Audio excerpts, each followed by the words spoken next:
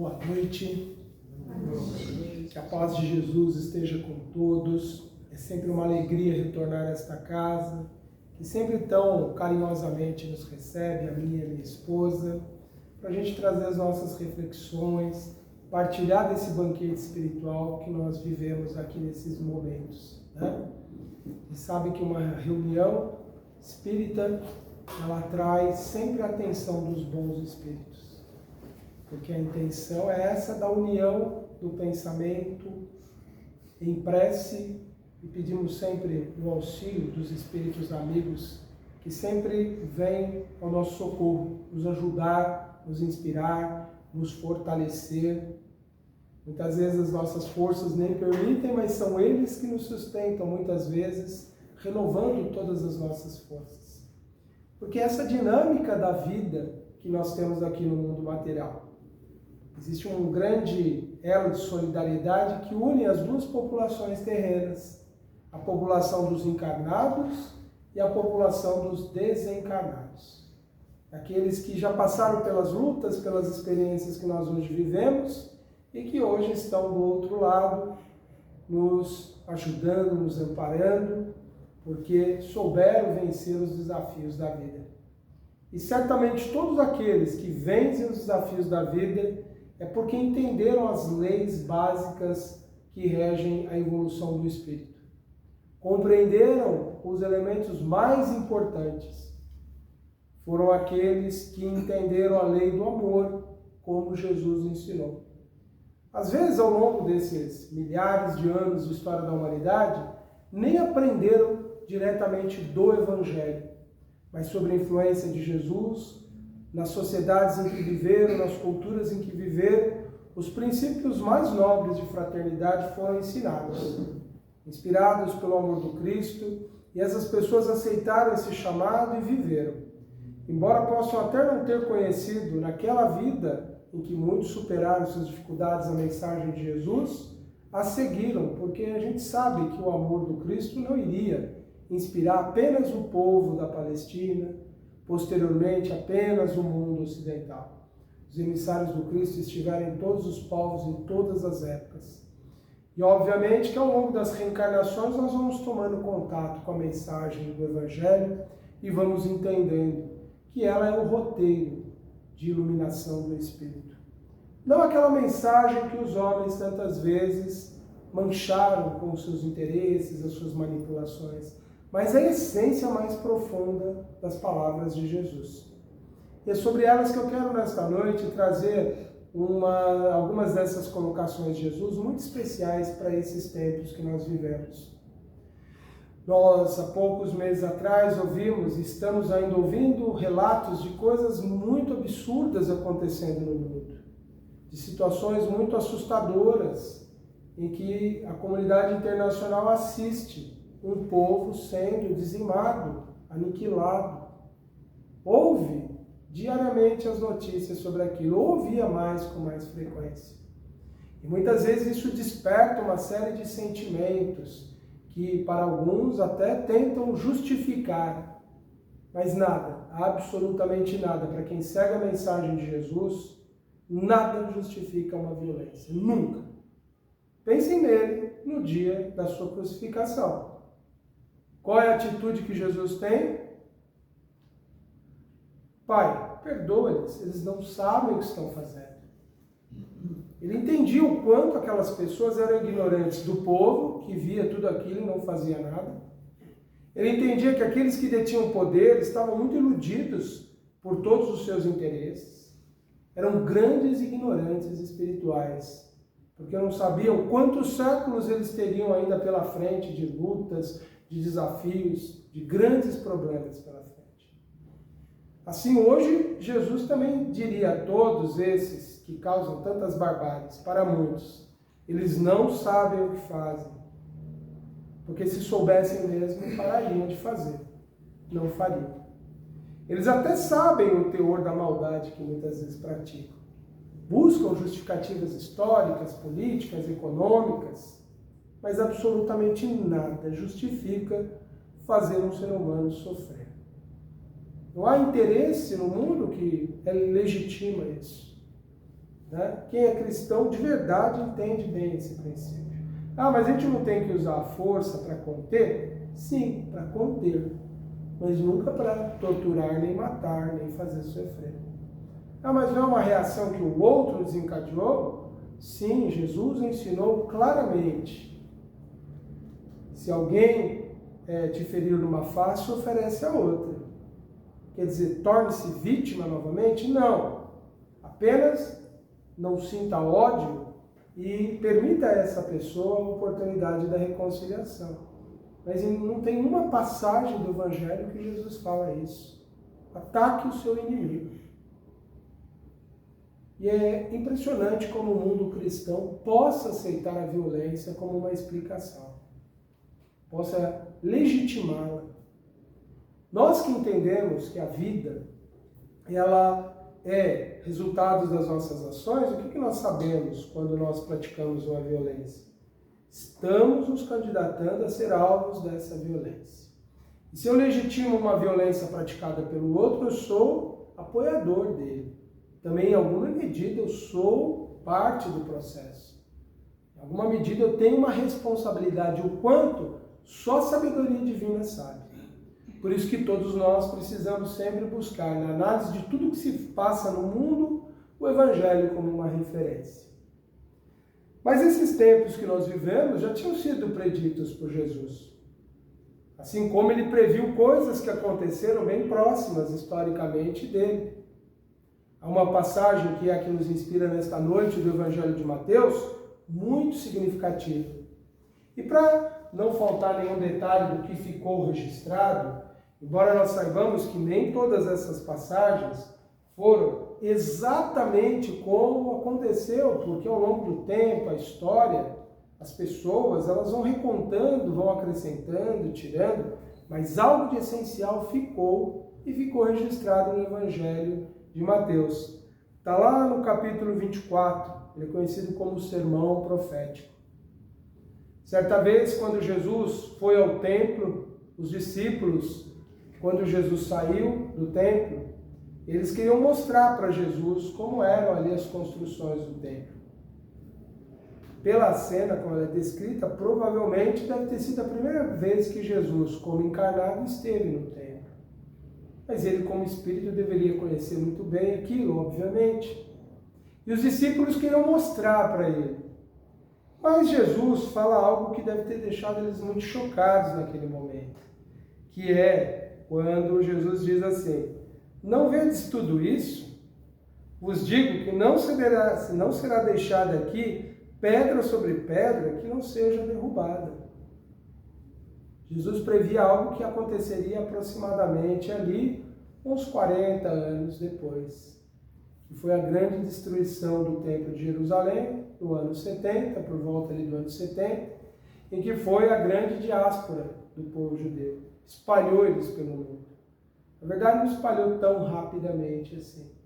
Alguns continuaram vivendo ali, outros foram para as outras cidades, para as colônias gregas, espalharam no Império Romano, e assim foi. Eles não voltaram mais a ter nação. Então Jesus fez essa predição, mostrando que esse orgulho que o homem tem de imaginar que construções, que organizações são imperecíveis, é uma grande ilusão. Ao falar naquele momento para os discípulos sobre a destruição do templo, ele está falando: olha, não se iludam com bens materiais, não se iludam com poder, com alianças políticas. Por mais que eles tentassem ali, os líderes judeus, fazer alianças com o Império Romano, quando você lida com alguém de muita força, muito poder e muito destrutivo, você sempre perde se você for lutar com essa pessoa. E foi o que aconteceu. Uma tentativa de rebelião, muito indignados com todas as injustiças, saques que faziam no templo. O povo naquela época se rebelou, resistiu por um bom tempo, porém não resistiram. Acabaram sendo destruídos ali. Muitos foram mortos. E ali Jesus estava mostrando claramente, que tudo é transitório, não tem organização política que é permanente. Mas a parte mais significativa desse sermão profético não é exatamente essa. é a que Jesus vai falar sobre coisas que iriam acontecer ali com os próprios discípulos e futuramente com toda a humanidade com o seu progresso. E que de alguma forma dá para nos entender que nesses tempos de grandes transformações, tem sinais muito evidentes dessas transformações. Eles são muito claros. Só que às vezes, pela nossa vida comum, pelas tradições, pelos costumes, a gente não percebe que nós estamos vivendo numa dessas grandes épocas de transformações. Muito nós falamos de que nós estamos vivendo a transição planetária, não é? Porque o mundo está passando por uma grande transformação. Tem gente que tenta fixar datas, ninguém tem certeza. Aqui mesmo Jesus falou, quando ele fala dessas mudanças, ele diz que, tem um trecho aqui que ele vai falar isso, que o momento exato das coisas somente Deus sabe. Porque depende de muitas vontades, muitos desejos, muitos interesses de muitas pessoas. E aí tem gente que pergunta, por que aquele mundo de transformação que era anunciado lá no século XIX, nas comunicações que Kardec obteve, por que ele não aconteceu? Porque quando a gente lê os textos lá no século XIX, parece que era tudo muito iminente, não é? Que iria ter uma mudança já no século XX. O fato é que nós todos, na humanidade, não aproveitamos bem aquele tempo. Não aproveitamos bem as transformações que o século XX propiciou para a humanidade. Acabamos rejeitando. Se as leis divinas fossem realmente duras, fossem realmente inflexíveis, como é o coração humano, a maioria da humanidade já estava expulsa desse planeta desde o início do século XX. Acabou a Segunda Guerra Mundial e falou, tchau gente, some daqui, vocês não merecem esse mundo. Porque as atrocidades que foram cometidas lá eram absurdas. Se fazer um teste de uma bomba, uma guerra ganha, só para saber o poder de destruição e acabar com 2 cidades, pulverizando corpos humanos, isso é um ato de loucura, de megalomania o mais absurdo. Quando a gente pensa em Nero botando lá fogo na cidade, hoje se discute se ele realmente fez isso ou não, jogando a culpa nos cristãos ou não, a gente pensa, nossa, que monstro. Mas quem sabia do poder de destruição daquela bomba e falou, joga para a gente ver o resultado? Não era nem um pouco necessário nada daquilo. Então, se a gente fosse duro, se Deus fosse duro de coração realmente, a humanidade já teria sido totalmente renovada naquele período, porque atos absurdos foram cometidos. Posteriormente, continuaram acontecendo. Imagina você pegar uma substância química, jogar nas pessoas uma substância química que faz as folhas das árvores caírem, e você jogar numa população indefesa no Vietnã, e jogar em cima das suas próprias tropas. Então, atos absurdos, monstruosos foram cometidos no século XIX. E assustadoramente estão ainda acontecendo no século XXI. Então, nós pensamos que Deus está nos concedendo oportunidades de refletir, de aprender com tantas dores, com tanto sofrimento, para ver se o nosso coração muda um pouco, se a gente tem um pouco mais de sentimento pelo sofrimento.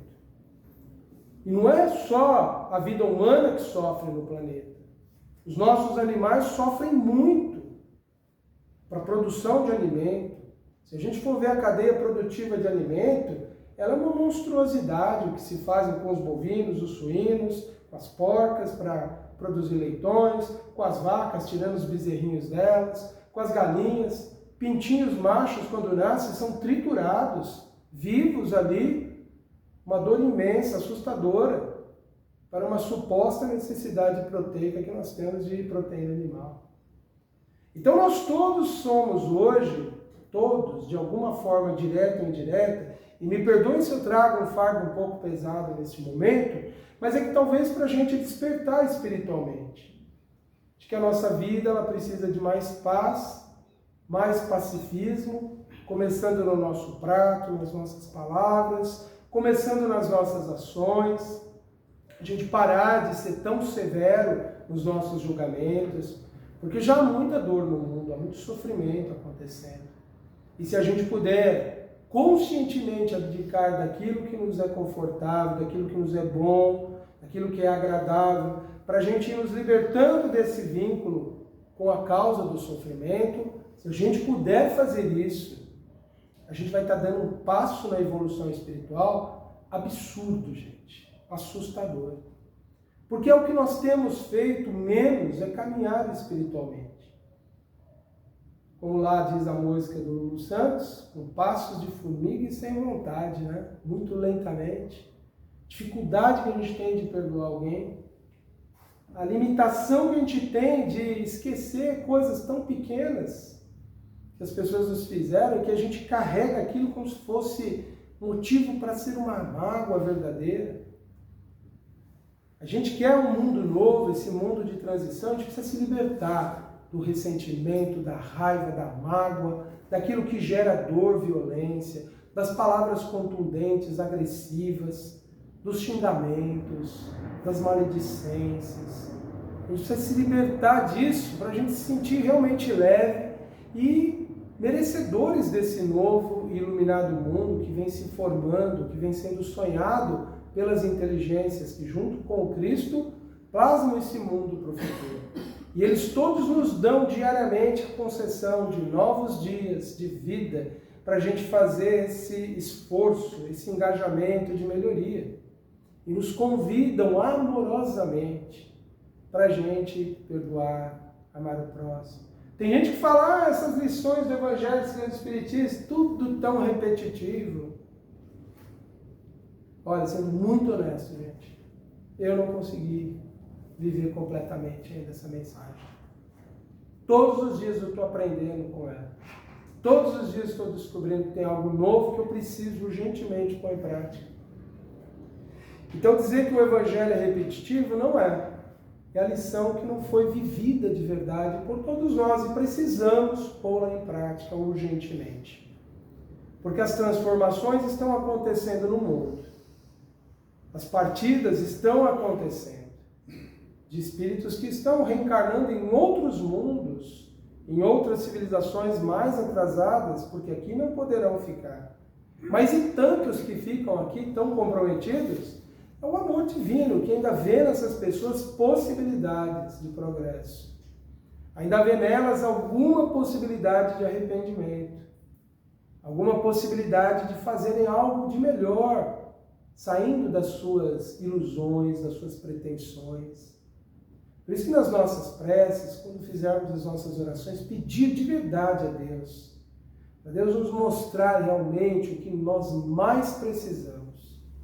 A gente pede a solução de muitos problemas práticos da nossa vida, não é? Porque, afinal de contas, foi Jesus que falou que tudo que pediu de orações, crendo recebereis. E aí a gente fica preocupado nas soluções dessas coisas da vida material, e elas são legítimas, viu? A gente pode pedir para Deus para conseguir pagar a dívida que a gente tem no banco, para a gente conseguir comprar a casa própria, a gente pode pedir para Deus a cura do nosso animalzinho de estimação que está doente, a gente pode tudo isso.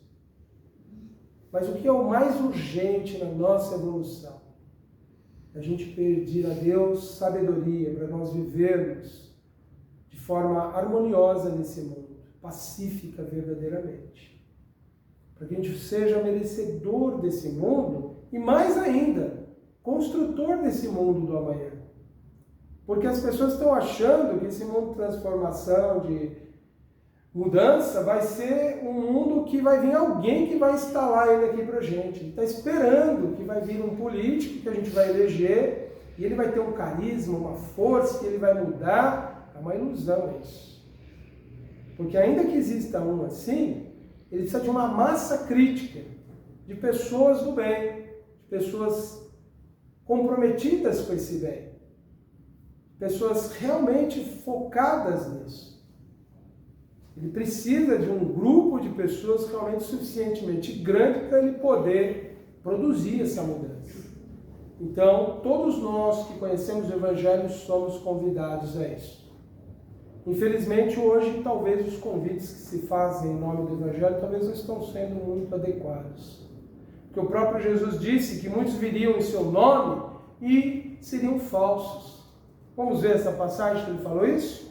É ainda aqui no capítulo 24, quando ele então se sentou no Monte das Oliveiras, os discípulos se aproximaram e ele disse, olha, e aí os discípulos perguntaram para Jesus assim, diz-nos, quando serão essas coisas e qual o sinal da tua vinda e da consumação da era? Em resposta, Jesus lhe disse, vede que ninguém vos engane, ou seja, fiquem espertos, não sejam enganados, pois muitos virão em meu nome dizendo, eu sou o Cristo. Teve esses que apareceram dizendo que eram o Cristo. Até hoje tem um encarnado que diz que é o Cristo. Mas ele é o mais fácil de reconhecer que não é Jesus. Na verdade, ele é um irmão nosso que, não sei se ele está enganado, se ele se engana, se ele quer enganar, mas ele é o mais inocente de todos os que são os falsos profetas desse tempo. Porque é muito claro ali que a gente vê, não é Jesus. O pior são os outros, que às vezes nem dizem que são Cristo. Dizem que são representantes dele. Dizem que são seus seguidores. E ensinam as coisas contrárias ao Evangelho. Ensina as pessoas que se dizem cristãs a odiar um povo e a legitimar o ódio do outro sobre o outro. Esses são os falsos cristos que Jesus está falando. De quem não entendeu a essência da sua mensagem e por interesse ou ignorância está ensinando coisa errada. E aí Jesus fala assim, pois muitos virão em meu nome dizendo, eu sou o Cristo, e enganarão a muitos. E estareis na iminência de ouvir de guerra e relatos de guerras. Olhai, não vos alarmeis, pois é necessário acontecer essas coisas, mas ainda não é o fim. Por muitos séculos as guerras, as lutas, elas aconteceriam, porque era da natureza humana. Por isso que Jesus coloca disso. Né? Todas essas coisas são o começo das dores do parto. Jesus compara a transformação do mundo com as dores do parto, que não é fácil ter um bebê. Né? As mães que entram em trabalho de parto, ou mesmo as que fizeram cesariana, sabem o quanto é depois difícil a recuperação, porque fazer nascer um novo exige grande sacrifício. E aí, Jesus fala assim, olha, pois se levantará nação contra nação, reino contra reino, haverá fomes e terremotos em todos os lugares. Todas essas coisas são o começo das dores do parto. Então vos entregarão a provação e vos matarão. Foi o que aconteceu com todos os discípulos de Jesus, menos João, que morreu velhinho. Mas todos os demais passaram por esse processo. E todos os que vieram defender a justiça mais autêntica, mais ligada à mensagem de Jesus, ao longo dos séculos também foram entregues à morte. Se não foram entregues à morte, à tortura, à perseguição, foram o quê? Difamados, depreciados, foram banidos, foram caluniados. É isso que a gente ouve muitas vezes. Figuras notáveis que tentam manchar a reputação delas. É o panorama que Jesus está dizendo, de que todo que lutasse pela justiça teria grande resistência. Mas aqui vai chegar o trecho mais importante, olha. Neste tempo, muitos se escandalizarão, entregarão uns aos outros e odiarão uns aos outros. Quando pessoas se dizem cristãs, dizem que odeiam alguém, é muito clara essa colocação do Evangelho. Muitos falsos profetas serão levantados e enganarão a muitos. E por se multiplicar a iniquidade, o amor de muitos se esfriará. O que é a iniquidade no contexto do Evangelho? É a injustiça que nós praticamos nos rebelando contra as leis divinas. O amor de muitas pessoas se esfriou nos nossos dias. Porque a gente meio que se acostumou com a dor, com a violência. Às vezes a gente, até como espírita, usa o argumento, isso tem que acontecer porque é a prova dessas pessoas. Tudo bem que seja da ordem divina as coisas acontecerem, que muitos passam pelas provas, mas a gente não vai sentir nada de compaixão pelas pessoas? Nós vamos aceitar simplesmente que haja tanta dor e ela não vai mexer nem um pouco com a gente. A gente simplesmente aceita que as pessoas sofram, passam fome, frio, sejam perseguidas. E tudo bem, se a minha vida está bem, eu lamento pelo outro, mas não me toca em nada. É esse o amor que esfria, que é o maior dos sinais dos tempos que nós vivemos. Essa grande transformação que a humanidade passa. Essa profunda mudança em que tudo está se transformando. É quando nós nos tornamos insensíveis à dor, ao sofrimento. Ou tentamos usar argumentos para legitimar que tudo isso existe e não preciso fazer nada.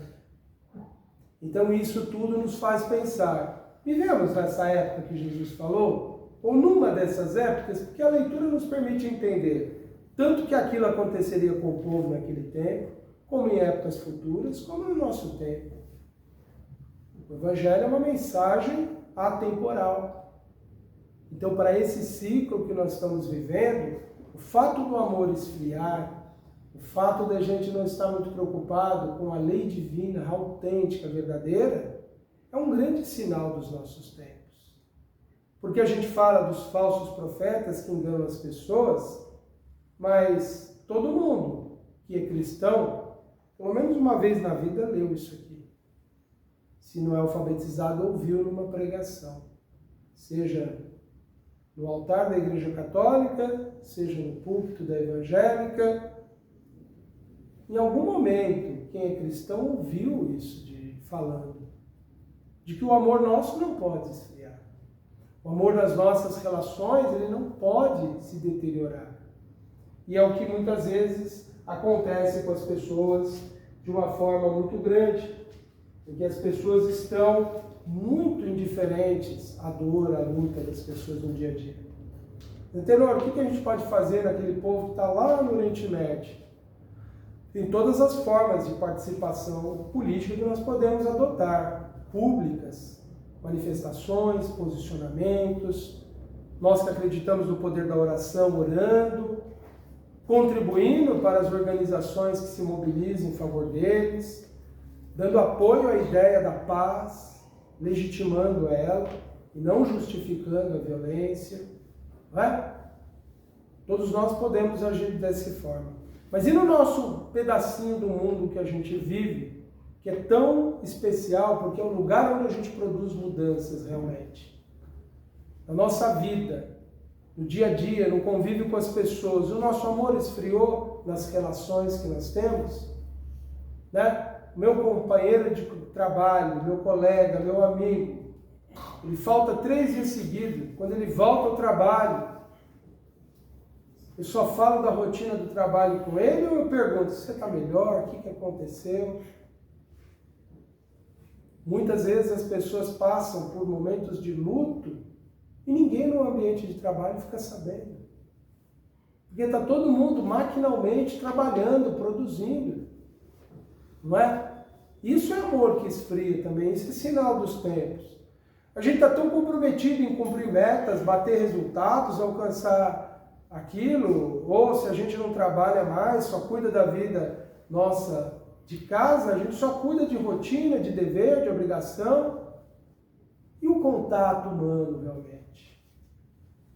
Não é? A gente está sabendo o que está se passando com as pessoas que nós convivemos, porque às vezes elas passam por grandes problemas e a gente não vai ter a solução para eles, mas a gente vai ter a fraternidade, que naquele dia mais sofrido da pessoa, talvez seja aquilo que é como um curativo, que não cura a ferida, mas cicatriza ali rapidamente, pelo menos aquilo que está mais aberto, e ajuda a pessoa a suportar aquele momento, até ela recobrar as forças.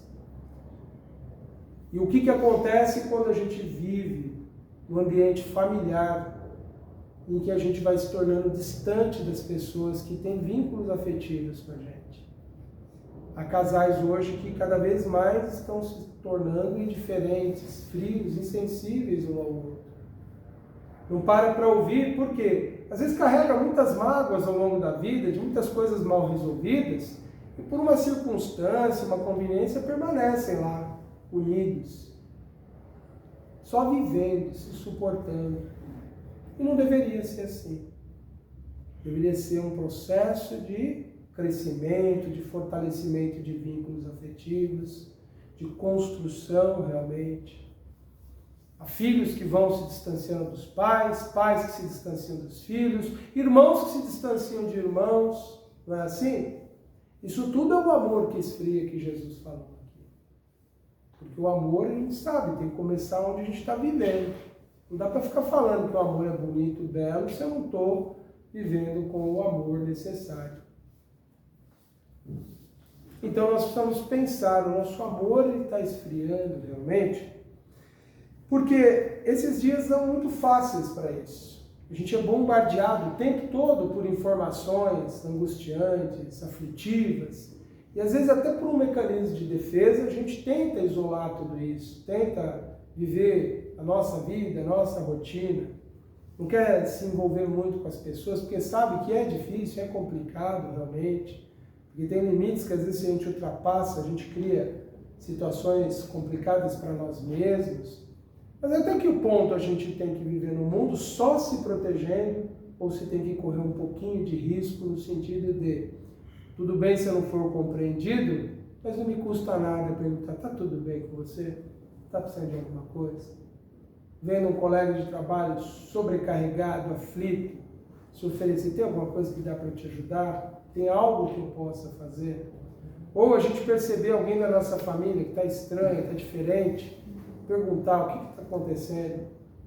Você sabe que eu estou aqui quando você precisar, não tenho nada, mas pelo menos eu vou chorar com você. Isso já faz uma diferença muito grande. Hoje em dia, os amigos precisam se cuidar, porque as famílias mudaram muito. Às vezes, os familiares não vivem mais juntos. Muitas pessoas não casaram, não formaram famílias. Será que vai acontecer aqui no Brasil o mesmo que acontece lá no Japão? Idosos sozinhos, morrem esquecidos num apartamento e leva-se meses para descobrir que a pessoa estava morta? Porque ninguém sentiu a falta daquele ser humano. Então, quando a gente vê um amigo e sabe de alguém que está sozinho no mundo, a gente pode ser essa ponte de fraternidade. E que, sem se meter muito na vida da pessoa, mas perguntar, você está bem, está precisando de alguma coisa? Convidar para vir tomar o passe no centro com a gente. Falar, vamos lá comigo, é legal. Tem um cara chato lá que às vezes aparece falando umas coisas do Evangelho, tem outros melhores que vêm. Vamos lá, toma um passe, ele sente que é uma energia nova. Ah, mas eu sei que ele é evangélico, ele nem vai gostar. Às vezes é o que ele está precisando, é aquele convite. Ou ele vai falar, não gostaria, queria ir na igreja. Quer que eu vou com você? Eu vou. Nós podemos entrar em qualquer templo, gente, e orar com qualquer confissão religiosa. Posso ir na igreja católica com o meu amigo para acompanhá-lo, posso ir na igreja protestante, posso ir na mesquita, posso ir na sinagoga, eu posso congregar com qualquer religião. Porque nós sabemos que não tem essas barreiras que as pessoas criam. Não preciso nem falar para eles que eu sou espírita. Mas lá eu posso estar em oração e me conectar com aquela comunidade espiritual que certamente está ali tentando ajudar aquelas pessoas. Eles vão ficar felizes de perceber que nós já estamos vivendo a religião do futuro da humanidade, que é esse universalismo que não tem barreiras, que faz com que a gente seja capaz de congregar com qualquer confissão, sem medo de perder as nossas crenças, sem precisar negar do outro para nos afirmar. Então nós podemos acompanhá-los. Nós podemos fazer muito pelas pessoas. E às vezes a pessoa precisa de uma indicação, uma dica, uma sugestão.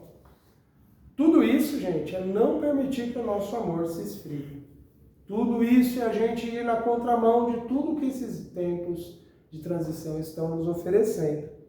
Porque é lógico que a gente não pode absorver excessivamente tantos problemas, tantas lutas, porque a gente precisa se proteger, mas não pode ser indiferente também.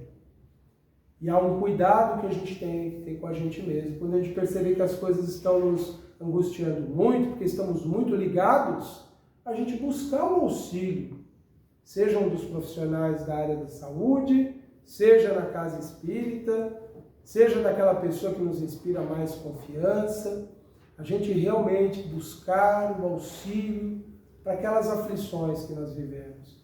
Não deixar a coisa se instalar e tomar conta da nossa emoção, do nosso sentimento. Às vezes até deter um pouco esse fluxo de informação excessiva que nos chega, porque nós precisamos desenvolver uma capacidade saber para agir e não para se afligir. A gente precisa desenvolver a capacidade de refletir, de conhecer o mundo, saber que as coisas estão dentro de uma ordem, embora aparentemente caótica, a ordem da humanidade, ela não é. Tudo tem uma razão de ser e há um controle. Por isso que voltar às nossas origens, dos conceitos que nós aprendemos, que nós lemos, que nós assimilamos, que um dia a nossa razão nos guiou, e reforçar aquilo dentro de nós. No mundo há injustiça, mas a gente sabe que há uma justiça maior que a justiça divina. E a gente se reafirmar diariamente, procurando sempre essa ação construtiva, essa prática da caridade que tão insistentemente os Espíritos nos falam. Que é a gente viver essa fraternidade diariamente, coletivamente, começando no lar, se irradiando onde nós moramos. Às vezes a gente lida com pessoas muito difíceis em todos os ambientes, seja no bairro, no condomínio, no trabalho. Às vezes não há nem possibilidade de aproximação. Mas a gente pode orar pelas pessoas. A gente pode pedir a Deus. Talvez aquela pessoa que nós nos desentendemos, nós não conseguimos ainda chegar nem perto dela, porque ela nos causa muitas emoções conturbadas. Mas eu posso trazê-la na presença minha e de Deus no momento da minha oração. E humildemente eu pedir, Deus, eu preciso, Pai. Dissipar em mim a mágoa, o rancor, o ressentimento, as tristezas que eu carrego do que a pessoa fez. Eu posso pedir a Deus isso. Essa é uma das coisas que Jesus falou que crendo recebereis. Por que ele falou orai pelos que vos perseguem e caluniam? E quando você faz isso, você está se libertando desse sentimento em você. Não é que você está dizendo que a pessoa estava certa, que ela fez tudo certo. Não é isso. Você está se libertando de ficar com essa mágoa e ressentimento. E se tiver algo daquela pessoa, é entre ela e Deus. De você não precisa ter mais nada.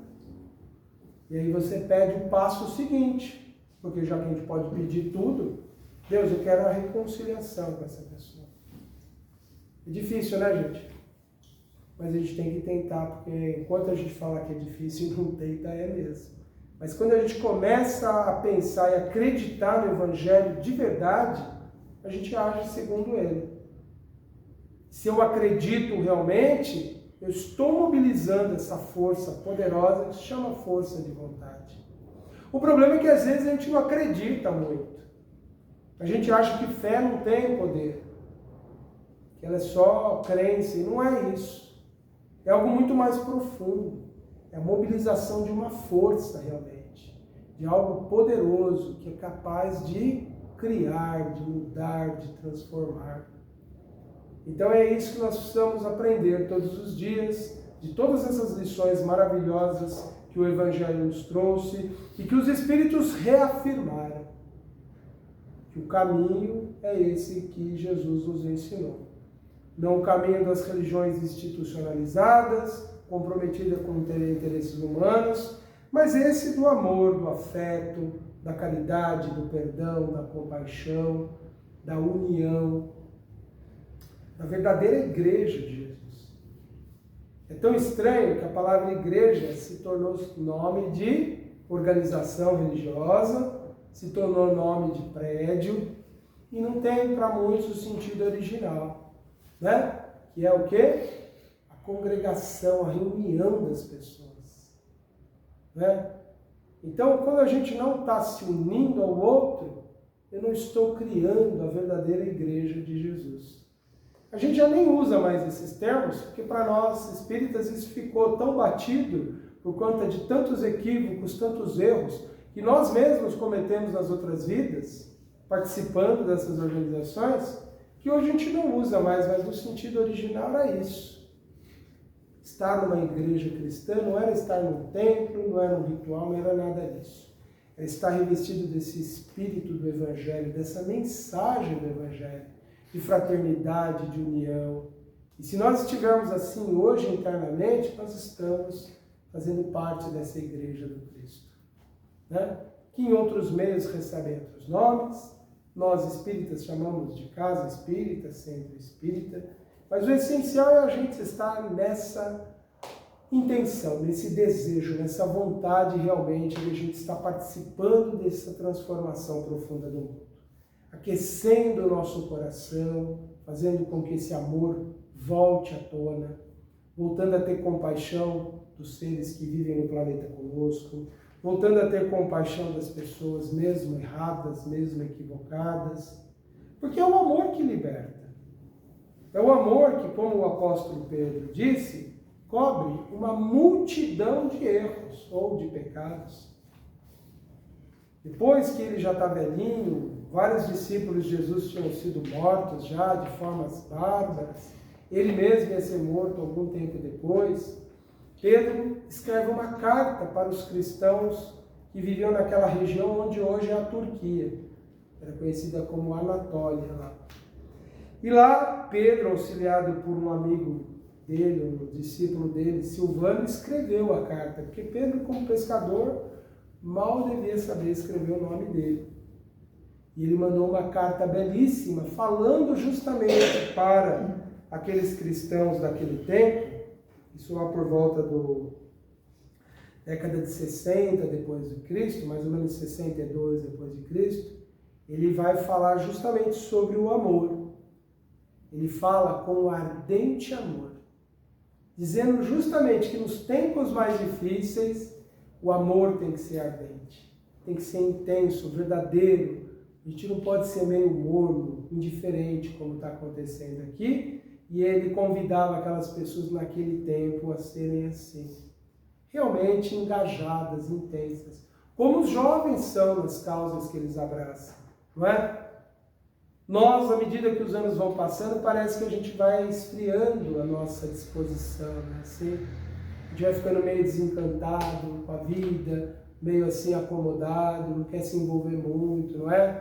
A gente quer meio se poupar de muitas coisas. Para ser verdadeiramente cristão, a gente tem que trazer essa chama de vontade, de desejo, de transformação.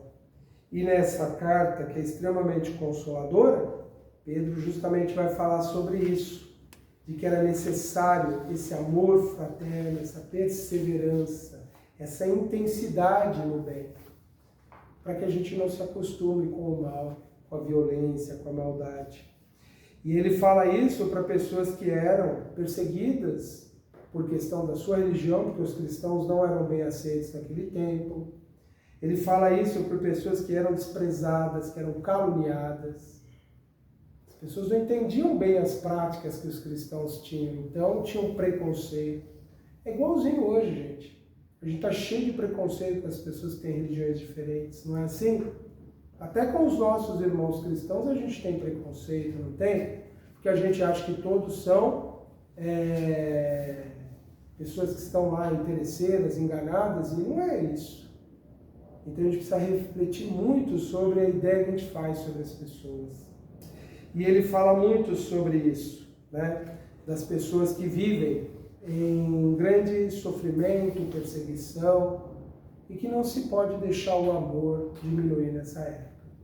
Às vezes a gente está passando uma época da vida muito triste, muito lamentável do que nós estamos experimentando. Compreensão no lar, perdas no trabalho, falta de amigos que se distanciam, e a gente se sente muito sozinho. Mas a gente tem que lembrar que nunca nós estamos de verdade. Sempre temos a companhia dos nossos seres mais queridos nos amando, torcendo por nós. Tem gente que às vezes lamenta, né? A mãe que faleceu, o pai, o marido, a esposa. Eles continuam amando, vibrando por nós, desejando o nosso bem. Muitas vezes é que nós não percebemos essa presença, mas nós como espíritas sabemos, ela é atuante. E ainda que não tenhamos tido essas pessoas nessa vida, tivemos das outras. Então ninguém está sozinho, ninguém se sinta abandonado e esquecido, porque pelo menos um que cuida de você e gosta de você está ali de prontidão, que é seu espírito protetor, incumbido por Deus na tarefa iluminada que ele tem de te conduzir. E que para ele cada uma das suas vitórias é uma alegria imensa para ele. E às vezes a gente até ouve ele. No momento da prece, a gente está realmente para dormir, muito concentrado, o pensamento luminoso que nos vem em resposta ali. É Ele, em nome de Deus, respondendo para nós. Confia, vai firme, filho. Continua aí, não desanima. Continue com esse ardente amor que você já sabe necessário para a sua evolução. E aí, para a gente citar algumas dessas palavras de Pedro, ele coloca então na sua primeira carta assim: mas, sobretudo, tende entre vós a ardente caridade, porque a caridade cobrirá a multidão de pecados. Caridade no Evangelho é sinônimo de amor. Então tenhamos essa ardente prática do amor, de reconhecer no outro aquilo que ele é. E é muito interessante quando ele fala isso, de que cobre uma multidão de pecados. O pecado é o erro, o alvo que você não acerta. Quando eu me esforço bem intencionadamente pelo bem de alguém, mesmo que eu tenha errado, o que a gente aprendeu que a justiça divina conta? É a minha intenção verdadeira ou aquilo que eu estou falando da boca para fora? É a intenção verdadeira. Então, se eu estou tentando viver esse amor de verdade, mesmo imperfeito ainda, é a minha intenção. Então, é o que está contando. Porque se Deus fosse medir a gente fazer as coisas certas, ia demorar para a gente ter alguma possibilidade de progresso, né? Tudo é na base do que a gente realmente quer, deseja, pretende, a intenção que a gente tem. E se a gente conseguir acertar nessa intenção, a gente está dando um passo mais seguro ainda. Então nos esforcemos sempre. Tenhamos sempre essa disposição de fazer o bem. Outra recomendação valiosa que ele deu para nós: revestivos de humildade uns para com os outros. Porque Deus resiste aos soberbos, mas dá graça aos humildes. O que nós mais aprendemos com os espíritos, gente? A banir de nós o orgulho, não é? Isso é uma das maiores evidências de que as lições dos espíritos são inspiradas pelo Cristo. Porque o que eles falaram que é o maior chaga da humanidade? O orgulho e o egoísmo. E aí a gente vê o apóstolo falando isso. Revestivos de humildade. Não se sinta melhor do que ninguém. Ele também fala assim: Cristo padeceu por vós, deixando-vos exemplo, para que sigais as suas pisadas, o qual não cometeu pecado, nem da sua boca, nem se achou engano, o qual injuriado não injuriava, e padecendo não ameaçava, mas entregava-se àquele que julga justamente. Às vezes a gente fica buscando a justiça do olho por olho, dente por dente, e a gente só criando mais dor e sofrimento para nós. Quem é esse que julga justamente? É Deus. É a gente entregar as nossas disputas pessoais a Deus e não querer injustiçar ninguém desses conflitos pessoais que nós temos na vida. Meus irmãos, são essas as nossas reflexões para este momento. Eu espero que elas possam nos ajudar a todos a encontrar esse caminho de iluminação desses dias, que não são de trevas, porque a luz luminosa do Evangelho nos guia. Só é para quem fecha os olhos para ela. E graças a Deus nós temos a doutrina espírita nos trazendo com nitidez essa luz, sem nada ofuscar. Temos todos a paz de Jesus conosco. Muito obrigado, gente. Obrigado.